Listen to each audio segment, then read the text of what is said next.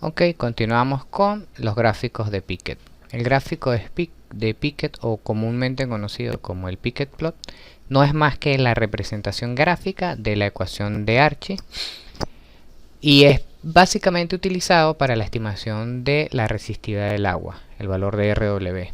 Pero también se puede ser utilizado utilizando tomando en cuenta algunas consideraciones para la estimación de un valor aproximado del exponente de cementación. La ecuación de Archie, como sabemos, aplica para ciertos casos donde el volumen de arcilla es menor al 10%, algunas literaturas indican que 5%, otras 10%. En lo particular he hecho algunas sensibilidades en los yacimientos donde he trabajado y el valor del 10% es, digamos, un límite a partir de la cual, si el valor del volumen de arcilla es mayor, si va a tener alguna afectación en lo que son los valores de resistividad del yacimiento y por lo tanto el valor de saturación de agua estimado, ¿okay? A partir de la ecuación de Archie. Si deseamos estimar el valor de la resistividad del agua a partir de los gráficos de Pickett, debemos de asegurarnos de que estamos trabajando en una zona 100% saturada de agua. Aquí observamos la ecuación de Archie y si simplificamos asumiendo que la vamos a aplicar en una zona 100% saturada de agua, la ecuación nos quedaría de esta forma. Arreglando esa ecuación la podríamos expresar de esta forma y si le aplicamos logaritmos nos quedaría una forma lineal. Esto que estamos observando acá arreglado no es más que una ecuación de una recta en términos logarítmicos. Y esto fue en lo que se basó el señor Pickett para realizar su gráfico. Entonces, en un gráfico doblemente logarítmico, él plotea la porosidad versus la resistividad. Si vemos acá, la resistividad está a este lado, pero generalmente se utiliza la resistividad en el eje X, perdón. Ok. Aquí estamos observando el graficado de un conjunto de puntos que me representan todo el yacimiento o la zona de interés. Adicionalmente vemos este conjunto de líneas. Cada una de estas líneas me representa saturaciones. En este caso esta que está acá sería 100%, 75, 50 y 25. Esas líneas de saturación se pueden graficar a la saturación que nosotros queramos, 30, 20, 10, 5, etc. El gráfico acá que les estoy mostrando ha sido realizado con un software de interpretación petrofísica. La mayoría de los software tiene este tipo de gráfico o de paletas para realizar este gráfico. Sin embargo, no es necesario tener un software, lo podemos hacer con un Excel o con una hoja de datos, ¿ok? La mayoría de las veces este gráfico es utilizado para la estimación del valor de RW, ¿ok? Acá vamos a ilustrar cómo aplicamos el gráfico de Pickett para la estimación tanto del RW y el exponente de cementación. En primer lugar vemos un yacimiento donde tenemos una zona bastante limpia, identificada por el gamma ray. Vemos unas curvas de resistividades donde vemos claramente tres zonas: una zona de resistividades altas, una zona donde las resistividades van cayendo y otra zona de resistividades bajas. En la última pista vemos dos curvas, una que es el perfil fotoeléctrico de formación en escala de 0 a 10 y prácticamente a lo largo de todo el yacimiento vemos valores de 2, lo que me está dando indicio de que estamos en presencia de una arenisca. Y vemos valores de porosidades, esto es un promedio de densidad neutrón, que me están dando valores alrededor entre 15 y 18% a lo largo de todo el yacimiento. En vista de esto, como estamos en una misma unidad hidráulica, no vemos cambios en arcillosidades o algún tipo de sello que me indique que es otra unidad hidráulica, y estamos viendo dentro de ese mismo paquete o esa misma unidad hidráulica cambios en los valores de resistividad. Esto es un claro indicio de que estamos en presencia de cambios de saturaciones de fluido, ¿okay? Entonces, en vista de esto podemos dividir el yacimiento en tres zonas. La zona inferior, que tiene resistividades bajas, vamos a asumir o a interpretar que esta es una zona de un acuífero. Posteriormente vemos una zona donde la resistividad comienza a aumentar paulatinamente y esto me estaría representando lo que sería la zona de transición, y finalmente una zona con resistividades altas que sería nuestra zona de hidrocarburos. ¿Ok? Si nos vamos a aplicar el gráfico de Piquet a todo el yacimiento, estaríamos viendo esto que estamos observando acá. Como aquí no estamos haciendo ningún tipo de discretización, estaríamos incluyendo zonas que tienen agua, 100% agua, zonas que tienen agua y petróleo, y la zona que tiene hidrocarburos en su mayoría. ¿Ok? Entonces, lo que queremos estimar es la resistividad del agua. Entonces, para aplicar el concepto del gráfico de Piquet, nos iríamos a hacer un filtro o a trabajar solamente con la zona que hemos definido como nuestro acuífero. ¿Ok?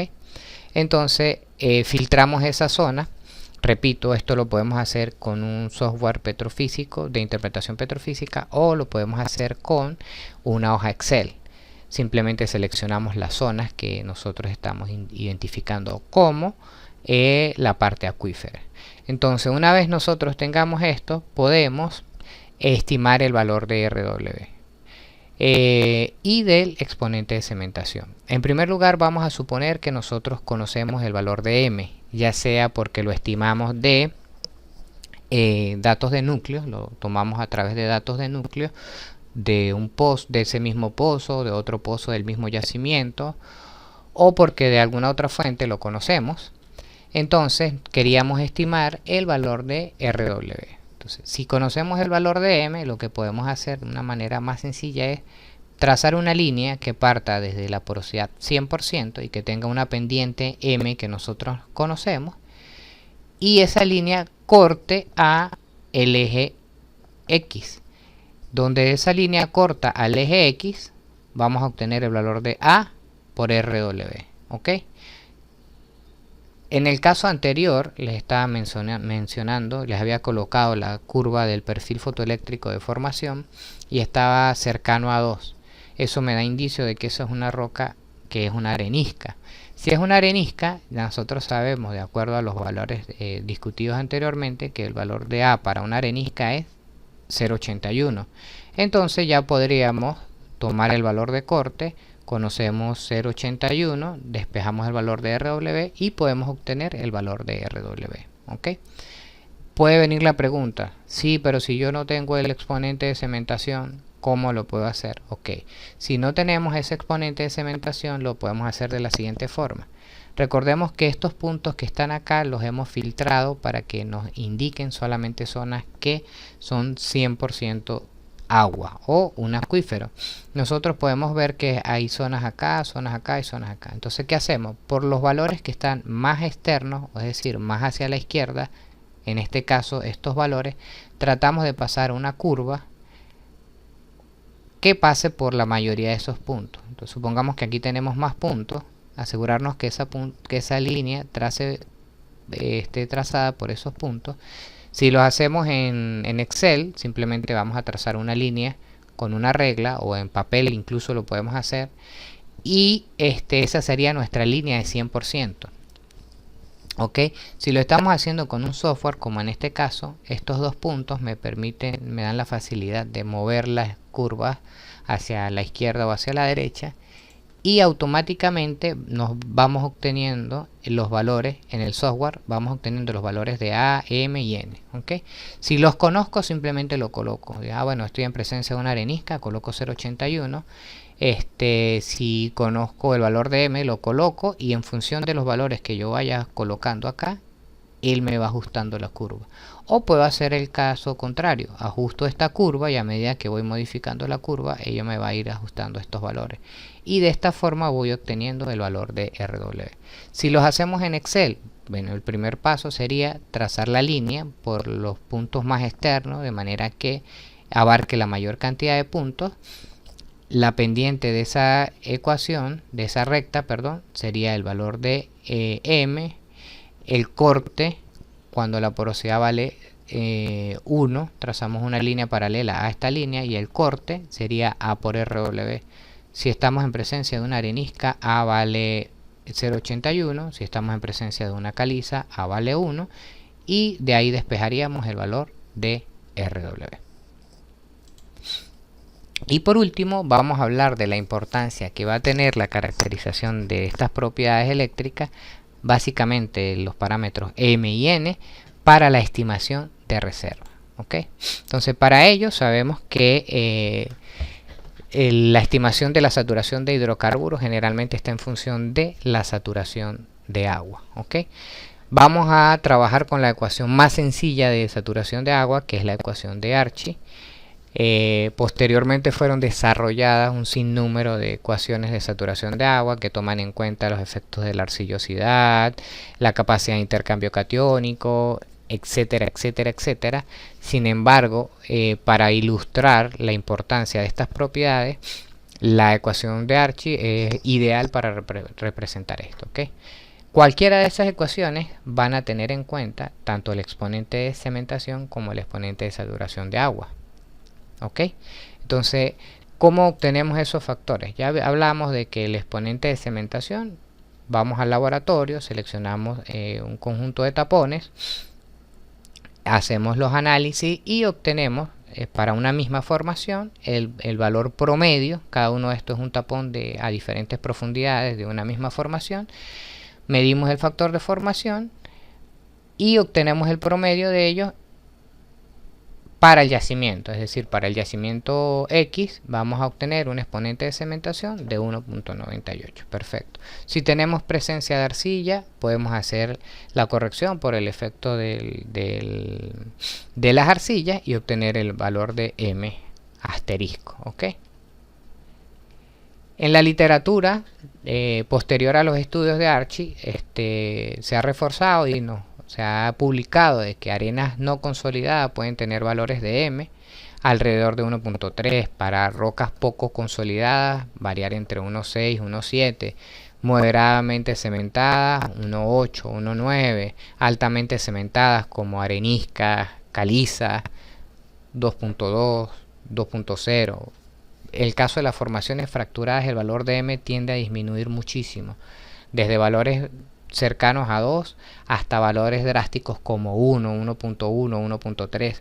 Y en el caso de formaciones con presencia de bugas, el valor de M tiende a aumentar, pero va a depender si esas bugas están aisladas o si esas bugas están interconectadas, y pueden variar desde 2.5 a 3 hasta valores mucho mayores que 3.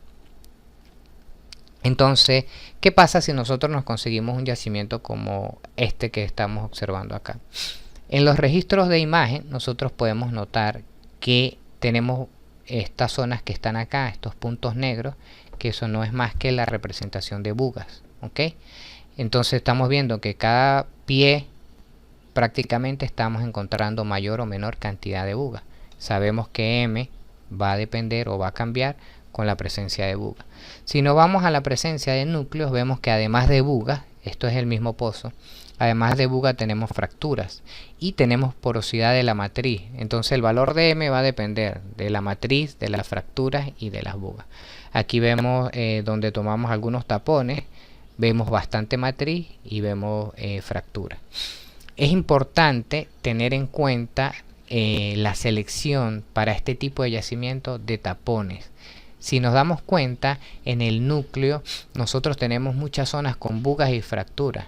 Y si nosotros simplemente seleccionamos o enviamos un conjunto de puntos al laboratorio donde tomen para que ellos corten esos tapones, ellos no saben que a nosotros nos interesa la presencia de fracturas y bugas y que nos interesa caracterizar esa zona. ¿Ok?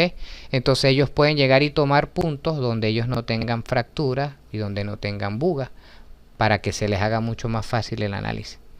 Eso estaría bien representando solo la matriz, pero las propiedades del yacimiento que prevalecen, como en este caso que es presencia de bugas y fracturas, no las estaríamos representando. Entonces es muy importante que tengamos en cuenta este factor al momento de hacer la selección de los tapones. ¿Ok? La pregunta aquí sería: si no tengo información para este tipo de yacimiento, ¿es válido tomar un M igual a 2 como dice la literatura?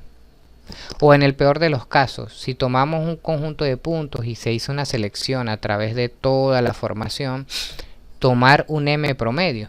Si estamos dándonos cuenta que la presencia de bugas y fracturas a lo largo del yacimiento va cambiando. Bueno, para responder esto vamos a analizar un poquito qué pasa con la saturación de agua cuando estamos cometiendo errores al tomar un exponente de cementación. Aquí estamos viendo un gráfico que fue analizado en conjunto con el doctor Roberto Aguilera en un paper que presentamos y que él ya había estudiado previamente en una tesis de doctorado, donde se toma en cuenta el error en la saturación de agua versus la diferencia o los errores en cuanto a la selección de un exponente de cementación. Entonces supongamos que para un determinado punto el valor correcto del exponente de cementación es 2 y nosotros lo determinamos como un promedio de toda la zona, que era 1.8. Eso nos da una diferencia de 0.2. ¿ok? Ese valor de 0.2 lo vamos a intersectar con una curva que nos representa la porosidad del yacimiento, en este caso sería un 10%, y para ese caso en específico, esa diferencia de 0.2 con una porosidad de 10% nos estaría dando un error de 20% en saturación de agua. Esto no quiere decir que simplemente cometiendo este error, este pequeño error, estamos sobreestimando en 20% la saturación de agua. Pero si analizamos este gráfico, mientras más grande es este error y con los diferentes cambios de porosidades, pudiésemos llegar hasta valores que sobrepasan el 60% en estimación, en sobreestimación o en subestimación de la saturación de agua. Esto nos puede dejar zonas que tengan hidrocarburos sin seleccionar para estudiar o para explotar, o al contrario, si lo que estamos haciendo es subestimando la saturación de agua, podemos interpretar como hidrocarburos zonas que realmente tienen agua. Entonces, la identificación de este parámetro en yacimientos heterogéneos que tengan abundancia de bugas y de fracturas, además de porosidad de la matriz, es de vital importancia, sobre todo en yacimientos carbonáticos. ¿ok? ¿Qué se hace para solventar eso? Bueno, una de las metodologías recomendadas es utilizar un M variable. Es decir, que el valor, que el exponente de cementación no sea un promedio para todo el yacimiento, sino que él vaya cambiando en función de las propiedades del yacimiento, en función de la presencia de bugas, de fractura y de matriz. Diferentes compañías han utilizado varias metodologías. Esto es un cuadro que estoy tomando de un trabajo que realizamos, donde mencionábamos diferentes metodologías, algunas, porque existen muchas, y las fuentes. Para algunas metodologías simplemente necesitamos datos como porosidad, en algunas necesitamos resistividades y saturaciones de agua, en otras necesitamos porosidad del sónico, sobre todo cuando queremos tomar en cuenta presencia de fracturas, y hay unas metodologías mucho más complejas, como en el caso de la metodología del doctor Roberto Aguilera, para tomar en cuenta yacimientos que tienen fracturas y bugas. ¿ok? En este caso necesitamos mayor cantidad de fuentes de información, como son los registros de imágenes, además de poder caracterizar la porosidad de las bugas no conectadas y la porosidad de las fracturas. Adicionalmente es importante estimar un factor de un exponente de cementación solamente relacionado con la matriz. Si vemos acá es un poco complicado, pero no es imposible y los resultados son bastante certeros, bastante buenos. Entonces aquí aplicamos la metodología. Esto es un caso de estudio del mismo paper que mencioné anteriormente, de uno de los papers que mencioné, donde aplicamos la metodología del doctor Roberto. ¿sí? Este es el yacimiento en estudio. Aquí estamos viendo en este eje la caracterización de las porosidades. Tenemos valores de porosidad de la matriz en amarillo pero también tenemos valores de porosidad de fractura en los valores azules. Si vemos, prácticamente predomina la porosidad de las bugas, pero aquí viene en una escala de 0,30, o sea, casi no se ven lo que serían las fracturas. Solamente lo que es la porosidad secundaria, Φ2, que sería fractura, y Φ que sería la porosidad de las bugas, fue discretizada en una escala de 0 a 5%, donde vemos que sí hay zonas que presentan fracturas, y utilizando estos datos caracterizamos la zona. Entonces, en la última pista nosotros podemos ver en primer lugar estos puntos rojos, que son zonas, son tapones, valores del exponente de cementación medido en tapones debidamente seleccionados. ¿Ok? Ya les voy a explicar un poco más de eso. Vemos la curva roja continua, que es asumiendo que fuésemos a tomar en cuenta solamente el valor de m igual a 2, como dice la literatura. Si no tengo algún valor, bueno, tome 2.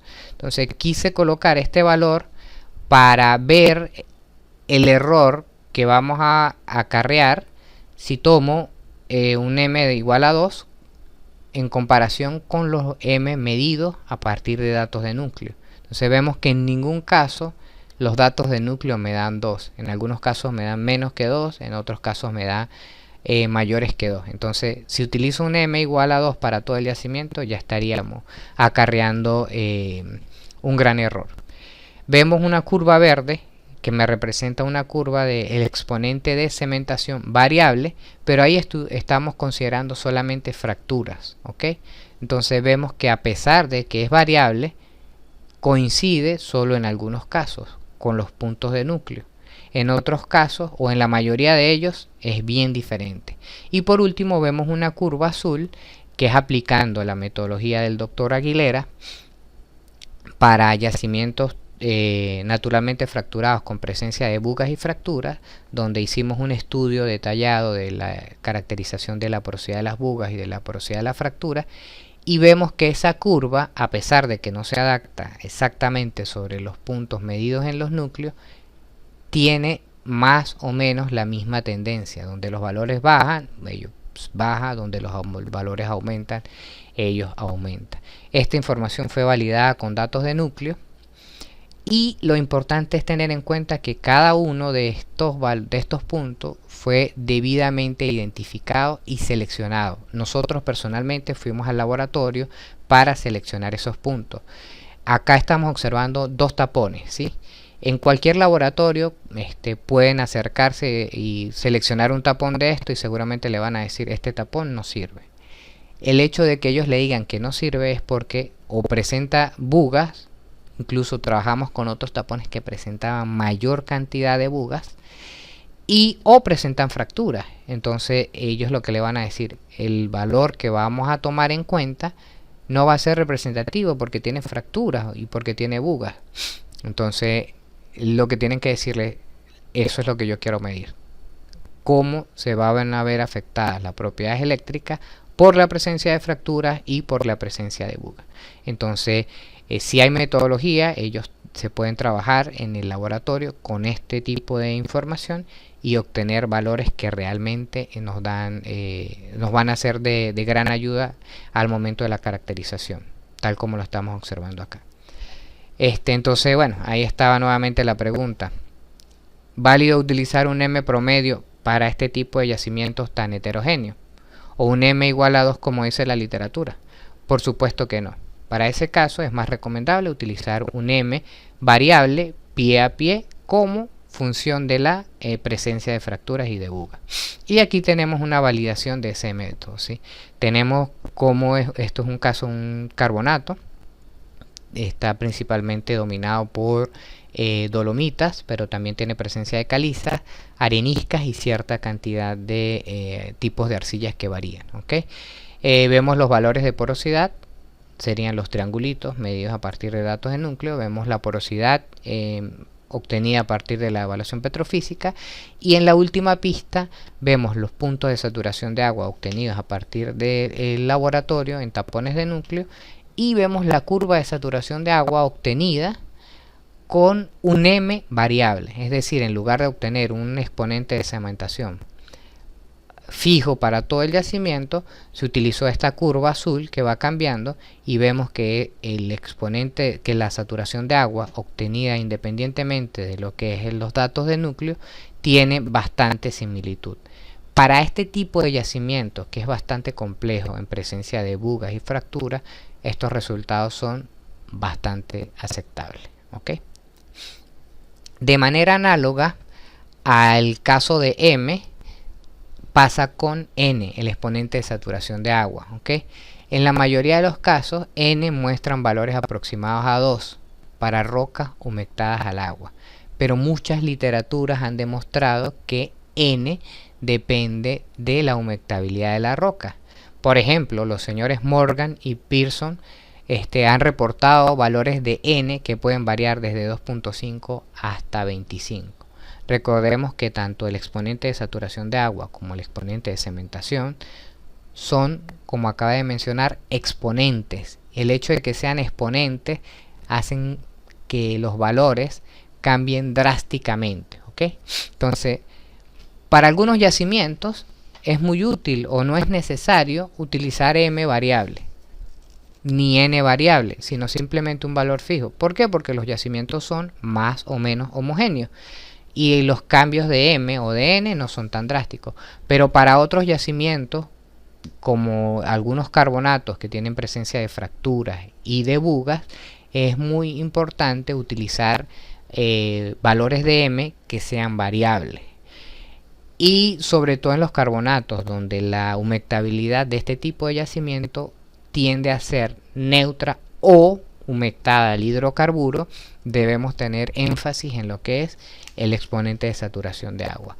Actualmente hay varios autores que recomiendan que, al igual que M, en lugar de aplicar un solo valor para todo el yacimiento, se aplica una curva o un M variable, también aplicar un N variable, ¿ok? Entonces esto es un reflejo de la importancia que deben de tener estos parámetros para la estimación de reserva, sobre todo en yacimientos que son fracturados con presencia de bugas y que tengan variación en cuanto a la humectabilidad. Muchísimas gracias. Hasta luego.